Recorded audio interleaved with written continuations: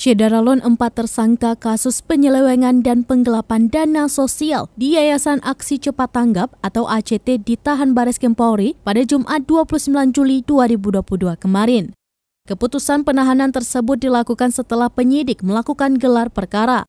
Sebagaimana diketahui, 4 tersangka yang ditahan itu yakni Ahyudin selaku pendiri sekaligus Presiden ACT tahun 2005 hingga 2019, dan Ibnu Hajar sebagai Presiden ACT sejak tahun 2019 hingga saat ini.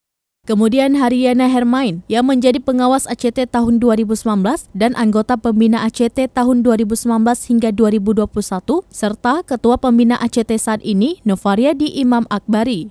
Menurut Wisnu, para tersangka akan ditahan selama 20 hari ke depan di rumah tahanan atau rutan Bareskrim Polri.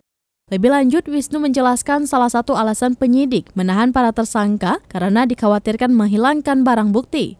Sebab sudah ada beberapa barang bukti yang dipindahkan saat penyidik menggeledah kantor ACT.